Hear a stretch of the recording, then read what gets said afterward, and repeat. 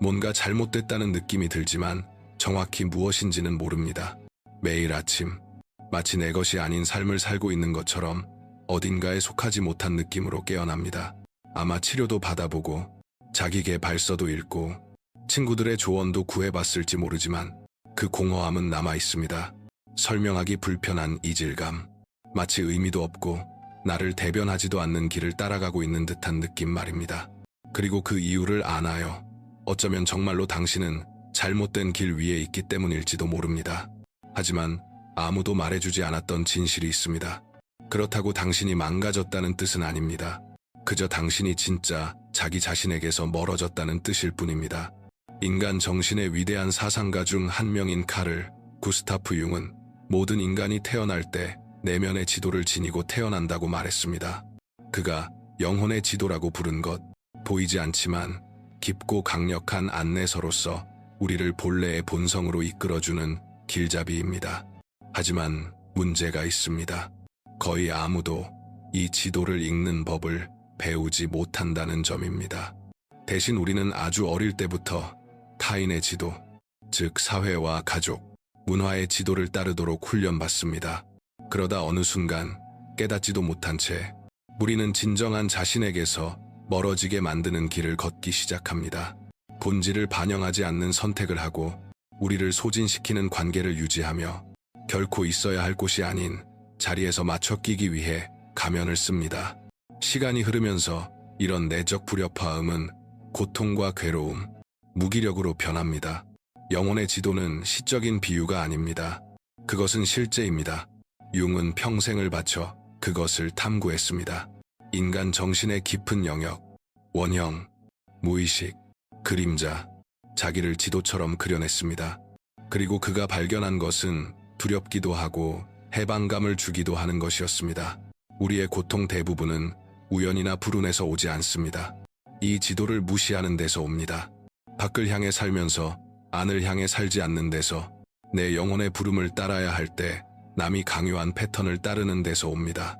길을 잃고 방향 감각이 없으며 헤엄치려 애쓰는데도 가라앉는 느낌이 든다면 이 영상은 당신을 위한 것입니다.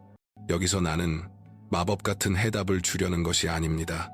그보다 더 강력한 것, 이미 당신 안에 있는 것으로 돌아가는 길을 제시하려 합니다. 진실은 이렇습니다. 당신의 영혼은 오래전부터 꿈속에서, 위기 속에서, 불편한 침묵 속에서 당신에게 말을 걸어왔습니다. 다만 당신이 듣는 법을 배우지 못했을 뿐입니다. 융은 공허함, 실패감, 혼란 같은 감정들이 사실은 초대장이라고 믿었습니다. 당신 인생에서 가장 중요한 여정을 시작하라는 초대, 즉 개성화의 여정, 진짜 자신과 다시 연결되는 여정 말입니다. 그러니 부족하다고 느끼는데 지치고 겉으로는 괜찮은 척하지만 속은 폐허인 상태의 녹초가 되었다면 당신이 혼자가 아니라는 것, 그리고 결코 망가진 것이 아니라는 것을 기억하세요. 당신의 고통은 결함이 아닙니다. 그것은 신호이자 부름입니다. 그 부름에 응답할 용기가 있다면, 더 깊이 잠수해 내면의 미지와 마주할 용기가 있다면, 약점처럼 보였던 것이 사실은 우회로였다는 것, 어둠처럼 보였던 것이 바로 당신만의 빛이 시작되는 지점이었다는 것을 발견하게 될 것입니다. 이 영상은 하나의 초대입니다. 지도를 제대로 손에 쥐면 한 사람의 인생 전체가 바뀔 수 있습니다. 질문은 이것입니다. 당신은 그것을 드러낼 준비가 되어 있나요? 당신 안에 상징의 숲, 감정의 심연, 잊힌 지혜의 산, 욕망과 두려움이 흐르는 지하의 강으로 가득한 광대하고 신비로운 영토가 존재한다고 상상해보세요. 그리고 그 영토가 탐험되고 이해되고 지도화될 수 있다고 상상해보세요. 이것이 바로 융이 영혼의 지도 이론으로 우리에게 제시한 것입니다. 나침반과 위성이 아니라 꿈과 신화, 상징과 인간의 고통으로 구축된 인간 정신의 진정한 지도학입니다. 융에게 영혼의 지도는 합리적이거나 논리적이거나 직선적인 구조가 아닙니다. 그것은 무의식의 깊은 곳에서 솟아오르는 살아있는 상징들의 집합입니다. 우리가 배워온 것과 달리 정신은 흩어진 생각들의 모음에 그치지 않습니다. 그것은 구조를 갖고 있습니다. 중심인 자기가 있고, 사회적 가면인 페르소나가 있으며, 숨겨진 갈등의 장인 그림자가 있고, 내면의 여성성과 남성성을 대표하는 아니마와 아니무스 같은 내적 인물들이 존재합니다. 그리고 바로 이 내적 힘들 사이의 긴장 속에서 우리의 딜레마, 트라우마, 꿈, 탐구가 생겨납니다. 당신이 나라고 생각하는 자아는 그저 출발점일 뿐입니다. 자아는 자신이 통제하고 있다고 믿지만 실제로는 지도도 나침반도 없이 숲 한가운데서 깨어난 여행자와 같습니다. 그래서 많은 이들이 길을 잃습니다. 정신의 전체성과 연결되지 않은 피상적인 자아에 근거해 결정을 내리려 하기 때문입니다. 모든 선택과 막힘, 충동 뒤에서 훨씬 더 깊은 힘들이 작동하고 있다는 사실을 이해하지 못한 채 말입니다. 융은 자신의 꿈과 환상을 탐색하며 강렬한 자기 분석 과정으로 뛰어들면서 이것을 발견했습니다. 그 잠수 속에서 그는 반복되는 상징 패턴, 즉 보편적 이미지들을 보기 시작했습니다. 그것들은 그의 꿈에서도, 환자들의 꿈에서도 나타났고 고대 신화와 종교, 동화, 예술 작품들 속에서도 반복되었습니다. 그는 그것들을 원형이라 불렀습니다. 영혼의 지도를 이루는 기본 요소들입니다. 그것들은 인간 여정의 핵심 지점 탄생, 죽음, 사랑, 상실, 재탄생을 가리키는 선조의 이정표와 같습니다. 우리 각자는 저마다 다른 방식으로 그 길을 여행하지만 언제나 같은 관문들을 통과합니다. 하지만 가장 중요한 점은 이 지도가 단지 이해를 위한 것이 아니라는 사실입니다. 그것은 변화와 변형을 위한 것입니다. 융 심리학의 중심 여정인 개성화 과정을 통해서 말입니다. 우리는 반응적이고 제한된 자아에 머무는 것을 멈추고 통합된 자기가 되도록 부름받습니다. 가장 깊은 본질과 정렬되어 진실하게 사는 사람 말입니다. 이 과정은 결코 쉽지 않습니다. 그림자와 대면하고 페르소나에서 떨어져 나오며 무의식을 마주해야 합니다. 그러나 이것이야말로 의미 있는 삶으로 가는 유일한 길입니다. 이 지도를 무시하면 삶은 실수와 반복과 좌절의 연속이 됩니다. 하지만 그것을 이해하기 시작하면 비록 조각난 형태로라도 당신은 각 증상과 위기와 고통이 하나의 메시지임을 보기 시작합니다. 그리고 그 메시지는 내면에서 옵니다. 영혼은 소리치지 않고 속삭입니다. 영혼의 속삭임을 듣는 법을 배우지 못한 사람은 결국 몸의 비명, 불안, 우울, 의미 상실을 듣게 됩니다. 이제 이 지도가 무엇인지 이해했다면 아마 이런 질문이 떠오를 것입니다. 그렇다면 나는 지금 지도 위 어디에 있는가? 내가 올바른 길 위에 있는지, 더 길을 잃어가고 있는지 어떻게 알 수 있는가? 다음 부분에서 우리는 바로 이것을 이야기할 것입니다. 융이 말한 영혼의 해부학, 그리고 당신이 자기 길에서 벗어났다는 신호들을 어떻게 알아차릴 수 있는지 말입니다. 영혼의 지도가 있다면 구조도 있습니다. 이 구조를 이해하는 것은 단지 자기 위치를 찾는 데에만 필요한 것이 아니라 왜 지금 그 자리에 있는지를 이해하는 데에도 필수적입니다. 카를 융은 정신을 여러 방과 층, 그리고 비밀 통로로 이루어진 집에 비유했습니다. 대부분의 사람들은 그중 단 하나의 방, 즉 자아에만 갇혀 살며 더 깊은 층에서 작동하는 거대한 힘들을 무시합니다. 그것은 바다를 항해하면서 수면만 바라보는 것과 같습니다. 모두가 시작하는 곳부터 시작해봅시다. 자아, 그것은 당신 의식의 중심입니다. 당신이 스스로라고 믿는 나라는 눈은 필요하지만 한계가 있습니다. 자아는 현실에 대한 지각을 조직하지만 그것은 당신의 영혼 전체가 아니라 그 일부일 뿐입니다. 자신이 통제하지 못하는 힘들에 둘러싸인 작은 일부 말입니다. 그 아래에는 억압된 기억, 해결되지 않은 트라우마, 부정된 욕망이 머무는 개인적 무의식이 놓여 있습니다. 그리고 당신도 모르는 사이 행동을 좌우하는 감정적 원인인 컴플렉스들이 존재합니다.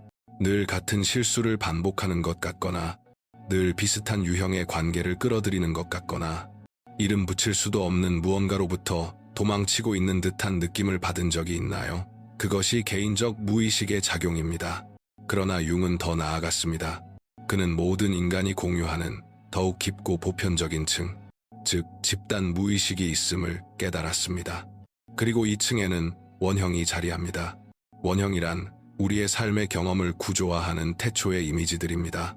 어디에서 태어났든 어떤 시대를 살았든 우리 모두의 내면에는 같은 원형적 인물들이 있습니다. 영웅, 어머니, 현명한 노인, 아이, 반항아, 연인, 이 원형들은 단순한 상징이 아니라 우리의 욕망, 선택, 두려움, 충동을 형성하는 살아있는 힘입니다. 또한 자아와 자기 사이에는 우리가 세상과 자신에게 어떻게 관계하는지를 직접적으로 좌우하는 세 가지 근본 구조가 있습니다. 페르소나, 그림자, 그리고 아니마와 아니무스라는 반대성의 원형입니다. 페르소나는 적응하고 살아남기 위해 쓰는 사회적 가면입니다. 모범적인 아이, 유능한 전문가, 분위기 메이커, 이상적인 연인처럼 받아들여지기 위해 배우게 되는 역할이지요. 이는 유용하지만 동시에 위험합니다. 이 가면과 동일시할수록 당신의 진실에서 멀어지기 때문입니다. 페르소나는 영원히 공적인 자리로 나가기 위해 입는 옷이지만 결코 피부와 혼동되어서는 안 됩니다. 반면 그림자는 그 반대입니다. 당신이 자신 안에서 숨기고 거부하고 부정하는 모든 것, 결함, 받아들이기 어려운 욕망, 분노, 시기, 질투, 수치심이 그것입니다. 하지만 그림자에는 숨겨진 잠재력도 담겨 있습니다. 억눌린 재능, 인정받지 못한 강인함, 질식된 창의성 말입니다. 그림자를 마주하는 일은 고통스럽지만 필수적입니다. 통합하지 못한 것은 당신을 지배하기 때문입니다. 자신 안에서 받아들이지 못한 것은 타인에게 투사됩니다. 타인에게서 미워하는 것은 종종 자신 안에서 인정하기 견딜 수 없는 것일 때가 많습니다. 그리고 아니마와 아니무스는 우리 각자 안에 거주하는 반대성의 내적 형상들입니다. 남성에게 아니마는 내면의 여성적 원리, 즉 감수성, 직관, 수용성, 무의식과의 연결을 뜻합니다. 여성에게 아니무스는 내면의 남성적 원리, 즉 이성, 행동, 단호함, 방향성을 뜻합니다. 이 형상들은 성별 자체가 아니라 정신의 양극성에 관한 것입니다. 아니마와 아니무스를 무시하면 그것은 왜곡된 방식으로 나타나 독성적 관계, 파괴적 이상화, 감정적 경직으로 드러납니다. 그러나 통합되면 그것들은 자기로 향하는 다리가 되어 더 완전하고 균형 잡히며 창조적인 정신을 가능하게 합니다. 마침내 영혼의 가장 깊은 중심에서 우리는 자기를 만납니다. 진정한 자기, 당신이 생각하는 당신이 아니라 본질로서의 당신입니다. 자기는 온전함, 통합, 균형입니다. 그것은 당신을 진화와 개성화, 그리고 자신의 진실로의 재연결로 부르는 존재입니다. 자기로부터 멀리 살면 당신은 분열되고 지치고 공허함을 느낍니다. 그러나 그것에 가까이 갈수록 의미와 목적, 방향감이 생기기 시작합니다. 현대의 큰 비극은 우리가 이 모든 것을 무시한 채 외부로만 살도록 훈련받았다는 점입니다. 우리는 느끼고 통합하고 이해하기 위해서가 아니라 만족시키고 경쟁하고 과시하기 위해 교육받아 왔습니다. 그래서 많은 이들이 갈등 속에서 살아갑니다. 취약한 페르소나에 갇혀 그림자를 피해 달아나며 자기와 단절된 채 아니마와 아니무스가 모든 관계의 배후에서 작동하고 있다는 사실조차 모른 채 말입니다. 이제 당신의 영혼이 어떻게 구조화되어 있는지 이해했다면 피할 수 없는 질문이 떠오릅니다. 이 모든 것을 무시하면 어떤 일이 벌어질까요? 페르소나에 의해 빚어진 자아로만 살고 그림자를 피하며 자기의 목소리에 결코 귀 기울이지 않는다면 무엇이 일어날까요? 바로 이것이 다음 부분에서 다룰 주제입니다. 현대의 오류들, 사회가 우리를 영혼에서 완전히 멀어지게 하는 길로 어떻게 길들이는지, 그리고 왜 그것이 우리를 내면에서 병들게 만드는지 말입니다.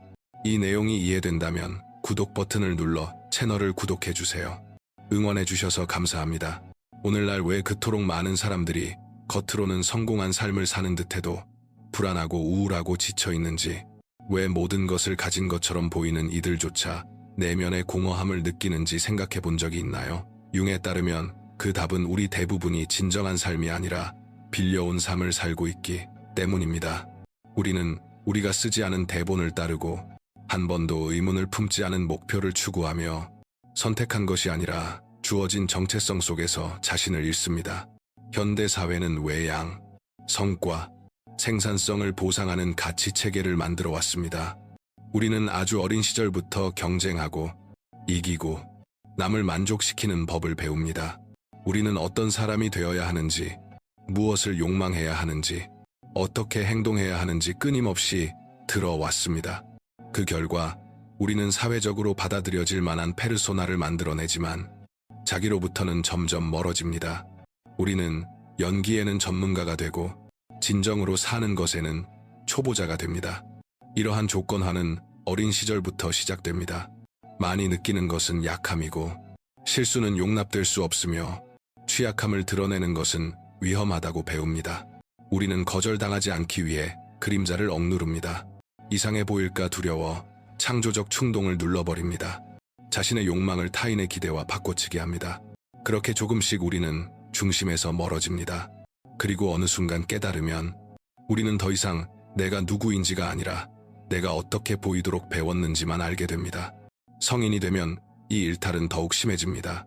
성공 모델에 맞춰야 한다는 압박은 잔혹합니다. 탄탄한 커리어, 안정된 관계, 사회적 지위, 흠잡을 데 없는 외모, 영혼은 잊히지만 자기는 사라지지 않습니다. 그저 드러나는 방식이 바뀔 뿐입니다. 그리고 그것이 들리지 않을 때 그것은 비명을 지릅니다. 그 비명은 증상으로 들립니다. 불안, 실존적 위기, 중독, 심신증, 공허한 관계, 쉬어도 가시지 않는 피로. 융은 이러한 현상들을 실패가 아니라 영혼의 호출로 보았습니다. 우리가 중심에서 벗어나 내면의 진실로부터 멀어졌다는 경고라는 것입니다. 우리는 외향성, 카리스마, 노출을 숭배하는 세계에 살고 있습니다.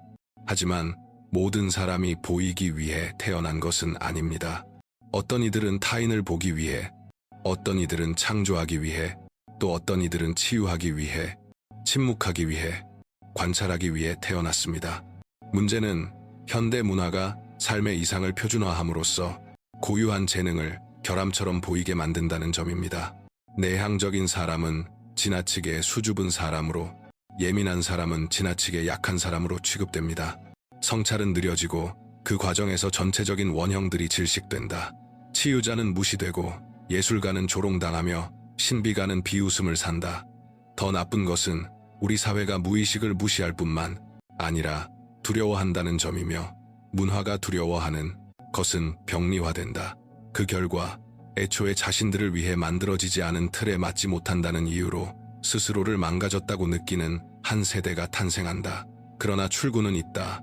융은 고통이 종종 치유의 시작이라고 믿었는데 그것은 고통이 우리로 하여금 멈추고 내면을 들여다보며 질문하게 만들기 때문이다. 그리고 그 순간 용기가 있다면 융이 개성화라고 부른 자기로의 귀환 과정을 시작할 수 있다. 이 귀환은 근본적인 한 걸음에서 시작되는데 그것은 우리가 길에서 벗어났다는 신호를 인식하는 것이다. 실패가 아니라 나침반인 증상들, 주의 깊게 들으면 영혼으로 돌아가는 길을 가리켜주는 감각들이다. 다음 부분에서는 바로 그것을 깊이 탐구할 것이다. 잘못된 길에 있다는 것은 무엇을 의미하는가 보이지 않는 신호들, 감정적 증상들, 그리고 당신이 진정한 자신으로부터 멀어지고 있음을 보여주는 반복 패턴들은 무엇이며 어떻게 다시 돌아가는 길을 걷기 시작할 수 있는가. 잘못된 길에 있다는 것은 단지 나쁜 결정을 하거나 외적 결과를 겪는 것만을 의미하지 않는다. 융의 깊은 관점에서 그것은 당신의 본질, 가장 내밀한 진실과 단절된 채 살아가는 것을 뜻하며 이는 언제나 대가를 치른다. 영혼은 당신이 중심에서 벗어나고 있음을 알고 있으며 마음이 아무리 합리화하거나 가장하거나 신호를 무시하려 해도 징후는 반드시 나타난다. 처음에는 설명할 수 없는 초조함, 이유 없는 지루함, 작은 불편감처럼 미묘한 형태로 온다. 그러나 이러한 속삭임을 계속 무시하면 영혼은 비명을 지르기 시작하고 그 비명은 삶을 마비시킬 만큼 크다. 첫 번째 증상은 대개 감정적이다. 쉬어도 사라지지 않는 피로, 구체적 원인이 없는 불안, 모든 것이 괜찮아야 할 순간에 찾아오는 떠도는 슬픔. 당신은 직업적 성공, 안정적인 관계, 정돈된 일상을 가지고도 공허함을 느낄 수 있다. 마치 내면의 무언가가 침묵 속에서 죽어가고 있는 것처럼 삶은 바깥에서 벌어지고 당신은 그저 관객인 것처럼 느껴진다. 이어서 반복 패턴이 나타난다. 늘 같은 방식으로 끝나는 관계, 자기 파괴의 순환, 서로를 무효화하는 결정들, 다른 사람이 그려준 지도를 들고 미로를 도는 것처럼 제자리 걸음을 하는 느낌이다. 이는 자기로부터 멀어질수록 자율적 콤플렉스, 즉 정서적 파편들이 정신을 장악하여 결과를 알면서도 같은 실수를 반복하게 만들기 때문이다. 이미 결말을 아는 영화를 멈추지 못하고 계속 보는 것과 같다. 또 하나의 강력한 신호는 내면의 거짓됨을 느끼는 것이다. 겉으로는 정상의 모습을 유지할 수 있지만 안에서는 연기하고 스스로에게 거짓말을 하고 있다는 느낌이 든다. 삶이 색과 열정과 의미를 잃은 것처럼 느껴지며 더 산만해지려 애쓰고 바쁘게 굴고 속도를 높일수록 내면의 심연은 더욱 분명해진다. 삶의 맛이 사라지고 날들은 반복되며 이는 외적으로는 살고 있으나 내적으로는 죽어가고 있기 때문이다. 그러나 더 깊은 것이 있다. 자기로부터 멀어지면 꿈이 변한다. 상징적이고 강렬하며 불안해진다. 무의식은 중요한 것이 방치되고 있다는 분명한 메시지를 보내기 시작한다. 융은 꿈을 자기로부터 오는 편지로 보았고 거리가 클수록 내용은 더 긴급해진다고 보았다. 추락 막힌 길, 버려진 집, 위협적인 형상 같은 이미지들은 모두 중심으로 돌아가도록 이끄는 영혼의 상징적 표현이다. 이를 이해하려면 섬세함이 필요하고 따르려면 용기가 필요하다. 왜 이런 일이 일어나는가? 자기, 즉 영혼의 전체성은 당신을 진정한 자신이 되게 하려는 목적을 가지고 있으며 그것이 이루어질 때까지 멈추지 않기 때문이다. 융은 이 과정을 개성화라 불렀고 그것은 편안하지 않다. 억압되어 온 모든 것, 그림자, 두려움, 숨겨진 욕망, 잊힌 잠재력을 직면해야 하기에 요구가 많고 깊고 도전적이다. 무엇보다 아직 되지 않았으나 될 수 있는 것 미지의 영역으로의 도약을 요구한다. 그러므로 길을 잃었다고 느끼거나 반복 패턴에 갇혀 있거나 감정적으로 고갈되었거나 자신의 것이 아닌 삶을 살고 있는 것처럼 느낀다면 이것이 부름이다. 처벌이 아니라 초대이며 당신은 벌을 받는 것이 아니라 깨어나고 있는 것이다. 바로 여기서 여정의 다음 단계가 시작된다. 어떻게 자기로 돌아가는 길을 걷기 시작할 것인가? 이 영혼의 지도를 실제로 사용하여 의미를 재발견하고 자신과 다시 연결되며 고통을 방향으로 바꿀 것인가? 다음 부분에서는 융이 고통을 자각으로, 혼란을 명료함으로 바꾸기 위해 제시한 도구와 원리들을 탐구할 것이다. 지금까지 당신은 지도가 있고 영혼에는 구조가 있으며 사회는 그것을 무시하도록 가르치고 당신이 느끼는 증상들은 고통으로 위장한 나침반이라는 것을 이해했다. 이제 피할 수 없는 질문은 어떻게 돌아갈 것인가? 어떻게 길을 찾을 것인가? 어떻게 페르소나의 표면에서 벗어나 자기의 핵심으로 내려갈 것인가? 이다. 답은 간단하지 않은데 개성화의 여정은 사람마다 고유하기 때문이다. 그러나 융은 항해 도구로 작동하는 일련의 원리, 실천, 상징을 남겼다. 그는 중심으로 돌아가는 과정이 논리적 추론이나 의지력의 노력으로 이루어질 수 없음을 알았는데 여기서 다뤄지는 것은 해결할 문제가 아니라 들려야 할 영혼이기 때문이다. 첫 번째 도구는 꿈의 관찰이다. 융은 꿈을 무의식의 자발적 발현이자 자기로부터 직접 보내지는 상징적 메시지로 보았다.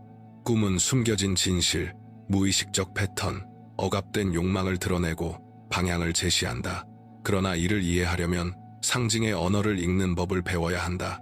꿈은 직접적인 말로 말하지 않고 은유, 이미지, 분위기로 말한다. 무너지는 길은 제한적인 신념의 붕괴를 의미할 수 있다. 억압된 충동이 통합되어야 함을 상징할 수 있는 야생동물이 당신을 쫓는 꿈처럼 각각의 꿈은 당신만의 지도에서 떨어져 나온 한 조각이다.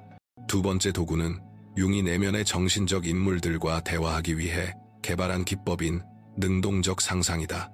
이는 글쓰기, 그림 그리기, 시각화, 명상 등을 통해 무의식의 이미지가 깨어있는 상태에서 드러나도록 허용하는 것을 포함한다. 그것은 그림자, 아니마, 아니무스를 만나고 그들이 무엇을 전하려 하는지 이해하는 방식이다. 능동적 상상은 공상이 아니다. 그것은 듣는 것이다.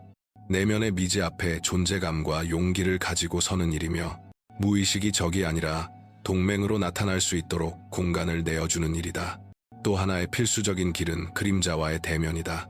이는 판단 없이, 도피 없이, 위장 없이 자기 안에서 거부해 온 것을 바라보는 것을 뜻한다.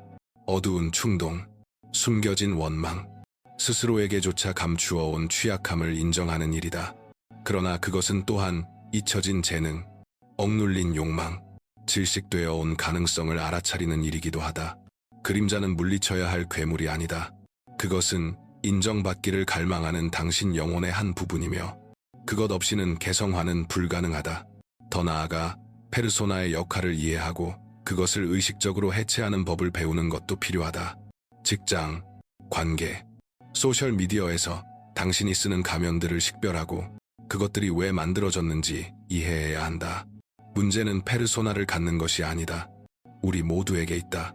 문제는 그것이 곧 나라고 믿는 것이다. 가면과 동일시하며 살면 자기는 닿을 수 없게 되고 해체를 시작할 때 비로소 참된 자기가 떠오르기 시작한다.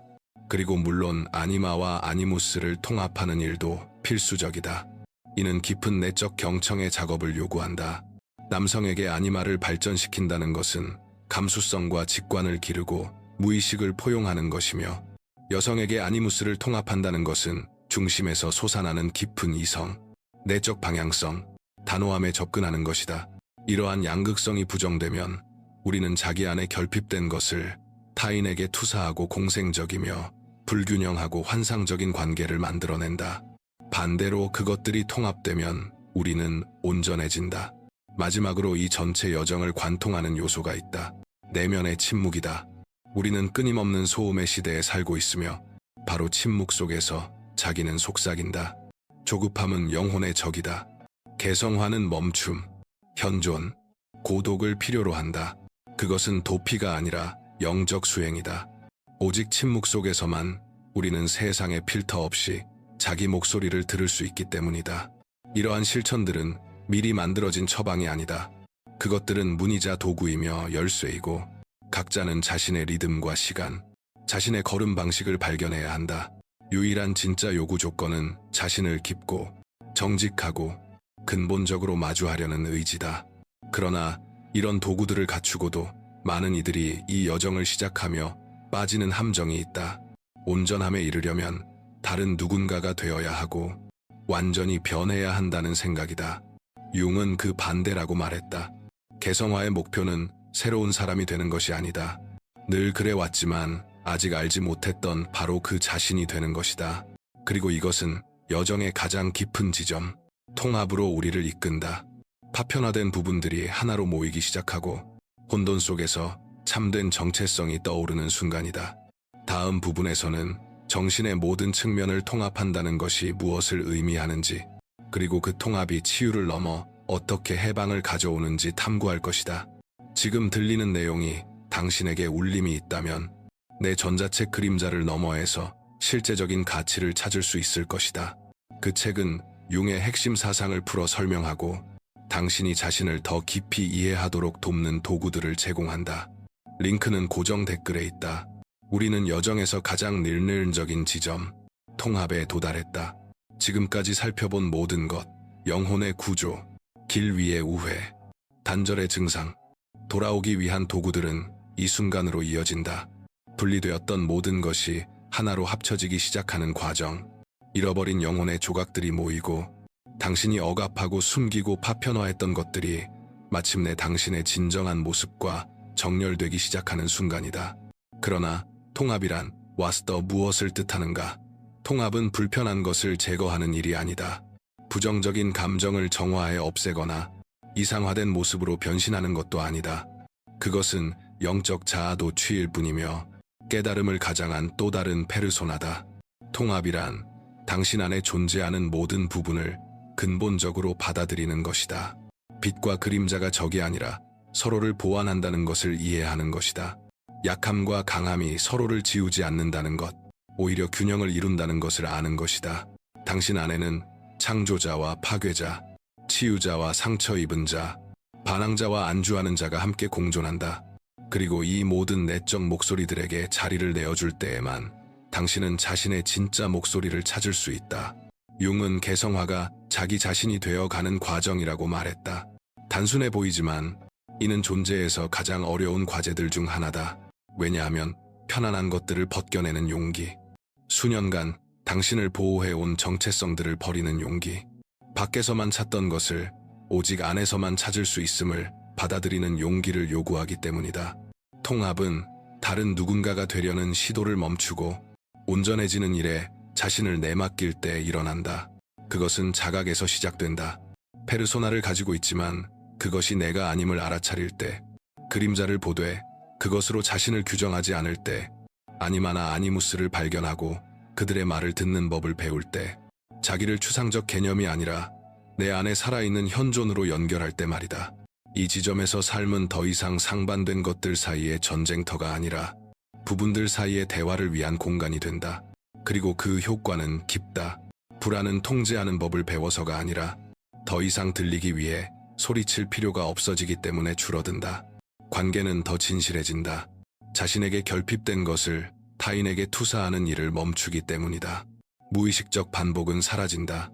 이제 조타석에 누군가가 있고 그 누군가는 온전한 당신이기 때문이다.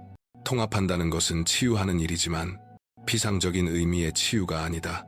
그것은 부정, 도피, 적응의 세월이 만들어낸 내적 균열을 봉합하는 일이며 영혼과의 결속을 다시 세우는 일이다. 특정 목적지를 찾아 헤매는 사람처럼이 아니라 자신이 어디서 왔는지를 아는 사람처럼 방향성을 가지고 사는 일이다. 고통을 힘으로, 혼란을 명료함으로, 공허를 비옥한 공간으로 바꾸는 일이다. 그러나 오해하지 말라. 이 여정에는 끝이 없다. 통합은 목적지가 아니라 의식과 무의식, 알려진 것과 신비로운 것 사이에서 끊임없이 이어지는 과정이며 지속적인 춤이다. 삶의 새로운 주기마다 당신은 더 온전해지고, 더 진실해지고, 더 자유로워진다. 이 영상의 어떤 부분이 당신을 건드렸다면, 어떤 말이 당신의 영혼을 향해 직접 말해지는 것처럼 느껴졌다면 아래에 댓글을 남겨달라. 지금 당신은 길의 어디쯤에 있는가? 당신 영혼의 어떤 부분이 집으로 돌아오려 하고 있는가? 당신의 목소리는 누군가의 듣기가 시작되는 계기가 될지도 모른다. 그리고 여기까지 왔다면 멈추지 말라. 다음 영상이 이 여정을 이어간다. 그것은 이 영상만큼이나 중요하다. 때로는 단 하나의 생각이 삶의 흐름을 바꾼다. 계속 시청하라. 당신의 영혼이 당신에게 감사할 것이다.